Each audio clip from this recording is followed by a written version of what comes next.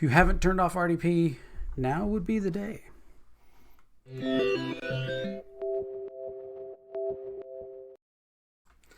Hey, this is Tom with Tom's Tech Show, and just as I generally cover and review different security things all over the internet, just to keep up my regular job and stuff, I go over all kinds of security paperwork and security, vulnerabilities, the CVE list, and all that, just to keep up on what's going on. Often Kaspersky comes up with some things that make you go, oh my word, we need to do something different. So here in this article, with a spread of the stuff that's going around, organizations worldwide have introduced remote networking. Like everybody's working from home, doing things that they don't normally do. And how do you get people in really quickly? Well, using the Microsoft's protocol called RDP, Remote Desktop Protocol. Used to be terminal services, and so now, as we see, if we look at this graph, ever since March 10th, this is Italy. I'll bring up the regular. This is the graph of all countries here. So since about March 10th, pretty much every country except for, interestingly, China, have had an exponential increase in RDP attacks. So initially it was kind of all countries, and then it kind of singled out Spain for a little while, and now it's just peaked and just everybody's just hitting the United States really heavily. So if you have a computer or your company has computers that you've put RDP directly on the internet, it needed to stop a long time ago, but it really needs to stop today, because this is really, you're going to lose control of some of your assets. And I think it says in the article that mostly they're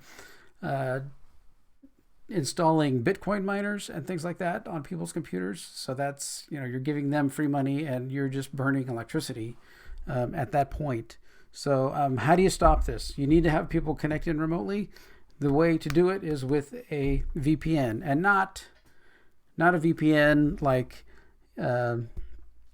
Surfshark or one of those other consumer kind of VPNs where they get you on the internet, saying that you're safe and all that. What are some of the other ones? NordVPN, right? What's some of the other ones here? We got NordVPN. We've got CyberGhost, a bunch of other different ones. All of those only protect your data transmission from your computer kind of to the internet. So it kind of takes your ISP out of the mix, right? I think I have a video on it, VPNs and stuff, that I did, and I'll link that in the description of this video. But those don't help you, because once you get onto the internet, you still have to go remote desktop into whatever system you have. The endpoint of your VPN needs to be one of your resources inside your network. So if you're on a home and you have a home router, I have a home router, and it does not have VPN capability. So one thing that you can do is go buy a simple little Synology NAS, and the NAS operating system allows you to put in install the OpenVPN server, and you just have to redirect port 1194 UDP from your regular router that you have, and point that into the Synology NAS, and then you can use OpenVPN in order to connect into your own network and get into and remote desktop into your computers, over the VPN, so that your computer's not on the network. You have to do some kind of authentication to get to that system. Also, some of my businesses, customers, I use it used to be Cisco, but these RT214s, this LRT214 kind of small business router have OpenVPN built in. So then we can set up, the connection, and you can use OpenVPN in order to connect in, and then do remote into the box after that. But definitely get some kind of VPN solution. I mean, if you're a home user and you don't have a router that has it, just go, how much are these? Some of these Synology NASs, if we go shop here to Amazon and go Synology NAS and just look, some of these, that one's 169, and that gets you there, right? That gets you the Synology operating system, and able to do that.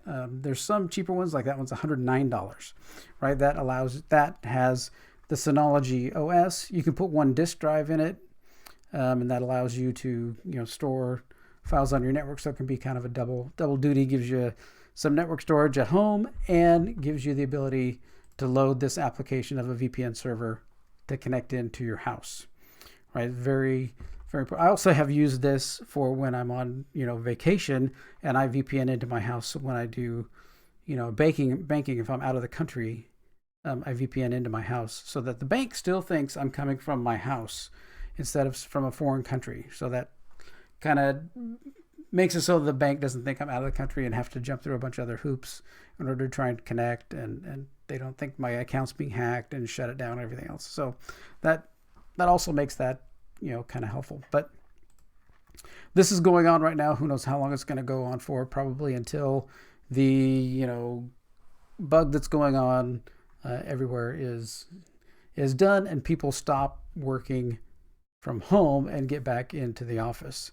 I can work from my job. I can work from anywhere, so that I could be at home or at the office at any point, even before this. But we have a Cisco ASA at the office, and that has Cisco AnyConnect VPN client, and that allows me to get in and do the things that I need at the office. But nothing is ever put directly on the internet, so that's the thing that we need to do. So if you have any other suggestions about what type of devices that have VPN, or if you know of some home type routers, there are some that have VPN built into them that you can use. The one that I have doesn't, but that's why I use the Synology NAS to do that. Let other people know, and definitely take your remote desktop stuff off the public internet. I think we all need to do that today. So we needed to do it a long time ago, but it's really becoming important now, especially with these peaks up here. 1.4 million attacks in these weeks here in April 9th to like April 11th. 1.4 million attacks per day. That's getting pretty heavy. So we need to all protect ourselves from other things. Computer world too needs some protection. All right. Well, thanks for watching this, and make sure to take care of that. And thanks for watching. Take care.